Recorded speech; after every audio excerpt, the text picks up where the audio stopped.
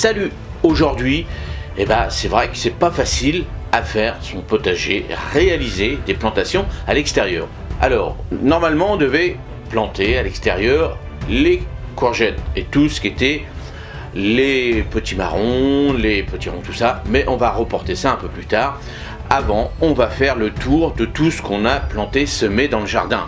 Donc ce qu'on va faire, on va prendre un stylo, un papier, et on va faire le tour, on va marquer tout ce qui va pas, et je vais vous donner des conseils pour retrouver un semblant de jardin, un potager à peu près correct. Allez, on y va, on prend le stylo, le papier, et on fait un tour dans son potager.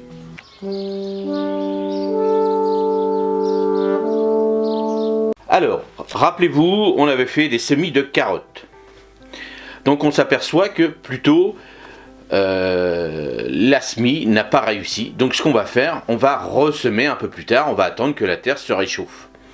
On voit que les mottes, c'était beaucoup mieux puisque les mottes ont été germées à l'intérieur de la serre. Donc c'est vrai qu'il n'y a pas eu besoin de chaleur une fois qu'ils ont été remis dans le potager. Donc voilà, on va constater quand le temps est comme ça, les mottes sont quand même mieux en règle générale pour ce genre de temps au nord de la France. Ensuite, regardez les mottes d'épinards et les mottes de betterave.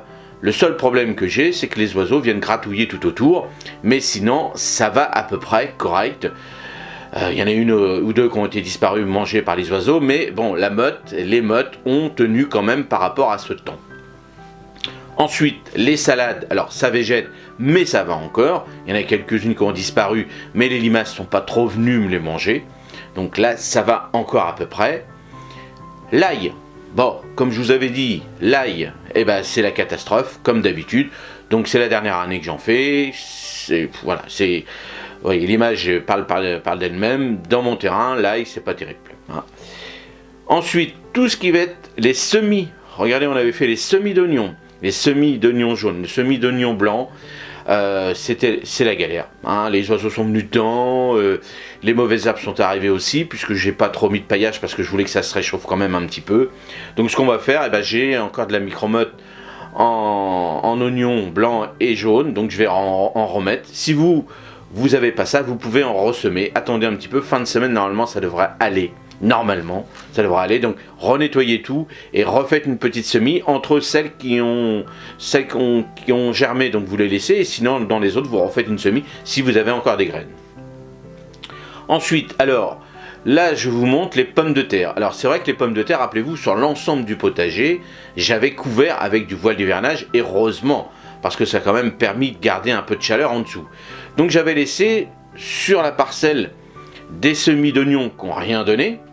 Mais j'avais une pomme de terre qui avait commencé à germer de l'année dernière. Et regardez la différence avec celles qui sont à l'extérieur sans voile et celle qui est sous le voile. Donc vous voyez la différence. Donc c'est vrai que le voile, en période de froid comme ça avec du vent et autres, on gagne du temps. Vous voyez, c'est 4 fois plus gros que si on avait laissé comme on a fait pour les autres à l'extérieur. Donc vous voyez que le voile est important, c'est ce que je vous dis tout le temps. Et vous voyez, le voile, même s'il pleut, même s'il y a eu des grêlons ou autres, le voile, la plante, elle en dessous, elle a levé le voile tranquillement, sans abîmer les feuilles, puisque c'est un voile exprès pour ce genre de plantation. Donc, la seule chose que je suis content, c'est les échalotes. Donc les échalotes, elles se portent très bien. Pourquoi? Pour qui? Les oiseaux sont pas venus les embêter.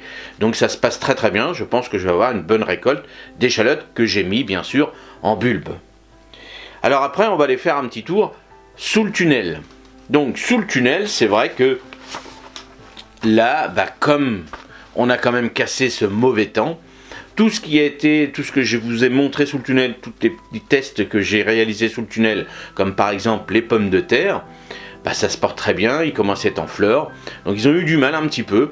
Il y en avait qui avaient poussé plus vite que d'autres. Pourquoi? Pour qui ça, je sais pas. Mais là, ça se rattrape. Donc là, ça se passe très bien. Et je pense qu'on va avoir une bonne récolte. Donc rappelez-vous, c'est de la charlotte. Et ce que je vais faire, je vais les laisser en permanence dans ce carré-là, jusqu'à temps qu'ils puissent plus pousser. C'est-à-dire, comme je vous ai expliqué, je vous montrerai comment faire. Et on va garder ce carré de pommes de terre en plantes vivaces. On pourra appeler ça en légumes perpétuels. Ensuite, donc les salades, donc j'en mange, donc ça se passe bien. Bon, il y a une petite limace qui vient me les manger de temps en temps, mais ça va, hein, ça se passe bien. Les radis, alors ça c'est nul. Je pense que c'est les effets de très chaud dans le tunnel. Donc le radis, lui, aime pas trop beaucoup. C'est-à-dire, il aime pas la chaleur. Donc, effectivement, je pense que, bon, avec la graine, ça, des fois, il faisait 30 degrés d'un seul coup, le temps d'ouvrir, tout ça. Donc, je pense que c'est ce côté chaleur importante qui a pas supporté la levée du radis. Donc, il lève un peu dans tous les sens. Bon, voilà, bon, c'est raté, c'est pas grave. On va en ressemer. Les petits pois, donc... Rappelez-vous, j'avais semé des petits pois comme ça pour récupérer l'azote au pied pour mes tomates. Bon, bah, vous voyez, ils sont magnifiques. Donc pourquoi les détruire pour l'instant? Comme le temps pour les tomates, regardez les tomates là comment ils sont stressés, ils végètent, ça va pas. Donc les autres tomates que je devais planter à la place des petits pois, je les laisse en pot. Donc si vous avez des petits godets, vous pouvez les mettre en gros pot si vous voulez. Et laisser un petit peu par rapport, si vous avez suivi mon schéma, laissez les petits pois, on va récupérer les petits pois. Là, les petits pois qui sont en mange-tout, on peut les appeler en mange-tout, là c'est-à-dire qu'on mange tout, c'est-à-dire la coque et les petites graines qui commencent à germer à l'intérieur, qui commencent à pousser. Là, vous pouvez les manger comme des haricots, vous les faites à la vapeur. Et ou dans une petite poêle légèrement humidifiée, donc vous faites une petite recette comme ça, vous pouvez les manger, c'est excellent. Et bien sûr après, par la suite vous laissez grossir le grain, et là vous mangez les petits pois, et cette variété là, moi que j'ai plantée, je vais la mettre au congélateur, parce qu'elle supporte très bien le congélateur. Ensuite, donc, tout ce qui va être légumes, fruits, dans la serre, même dans la serre ça galère, j'en ai plusieurs qui ont été mangés un petit peu par les limaces. Bon, on va en replanter d'autres parce que j'en ai d'autres. Si vous n'en avez pas d'autres, soit vous en rachetez ou pas, vous faites comme vous voulez, mais faites attention. Si la galère, puisque à l'extérieur, les limaces sont pas folles, sous le tunnel, ils sont au chaud, l'humidité parce qu'on arrose et autres, et puis ils sont pas perturbés par le mauvais temps, donc ils viennent manger ce qu'ils trouvent sous la serre. Donc la seule chose aussi qui est pas mal sous le tunnel, c'est les fraises. Donc les fraises, elles se portent très très bien. Et là j'ai récupéré à peu près 500 grammes depuis le début de la récolte. Et il y en a encore plein à venir, hein. Je peux vous dire que je vais récupérer quelques kilos. Donc ça se passe très bien pour elles. Donc je suis juste embêté par les limaces et les fourmis. Alors les solutions, il n'y en a pas, hein. Sinon vous mettez des produits, des machins, donc ça sert à rien. Les fourmis, j'en laisse un petit peu. Vous voyez, j'ai récupéré 500 grammes. On va dire, ils m'ont bouffé à peu près pour 100 grammes à peu près. Donc on fait le partage et puis on accepte et puis c'est tout quoi. C'est comme ça. Et puis si vraiment vous êtes embêté avec une grosse fourmilière sous le tunnel, déplacez la fourmilière, allez la mettre ailleurs. Si vous pouvez, vous suivez les fourmis qui sont dans le tunnel, vous trouvez la fourmilière et vous l'enlevez. Les limaces, comme d'habitude, vous les ramassez à fur et à mesure.